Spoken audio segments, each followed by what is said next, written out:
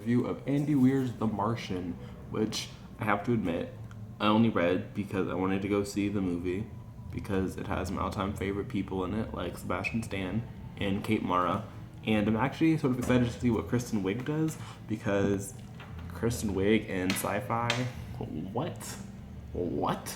Well, I mean, technically she's going to be in Ghostbusters, but that is a conversation for another day. Today we're talking about this lovely thing, which I read at the beginning of the month, and I didn't know this until after I finished reading it, but apparently this was originally like self-published, and now it's been picked up by like by Broadway Books.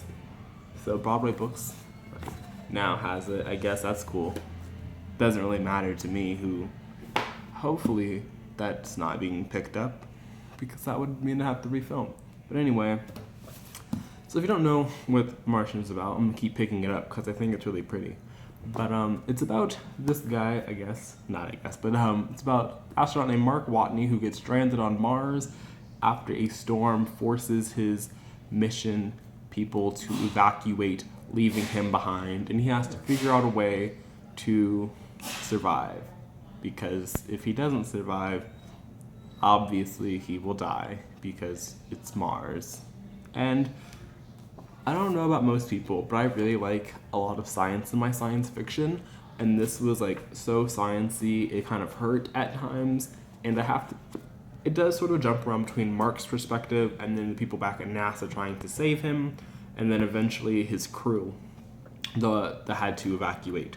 I have to say that I enjoyed Mark's journals more so than going to the people at NASA, because the writing in this book is not amazing. Like, it is very dry, it's very The characterization is just whatever, which is why I liked the journal entries the most, because I liked Mark. I felt like Andy sort of gave Mark the most attention and developed Mark the most, and everyone else was just sort of whatever and not really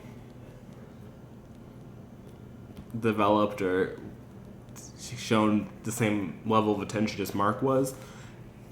So I didn't really care to read about the people back at NASA or his crew, and it was just sort of whatever to me. But I did think that Andy does a really good job of making you wonder, is this really going to work out for him? Because there's just so much stuff that happens. And at some point, it's like, okay, now things are just happening for them to be happening, for it to be like another obstacle. Like, does this really need to happen? Like, is this really need to break? Does that really have to? And I understand that's part of this story. Like, it's part of that, the lone survivor, we're all stranded here story. But at some point, it just needs to stop breaking. You know what I mean? And it wasn't really fun to keep reading about things breaking, and there's like, oh, how am I going to fix that? And then, I'm not going to give away the ending, but I did think that it ended in a realistic way to how the story was set up, and I enjoyed it.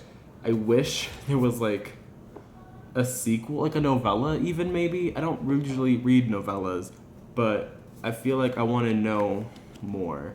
And I know that Andy is writing another book, another novel, so I'll probably pick it up, although it's supposed to be more traditionally sci-fi with like aliens and alternate stuff, and I don't really need aliens and that stuff. Like, this to me was like good, just some science and an interesting character, and I probably would have done away with like the other perspectives, although I understand that it's necessary because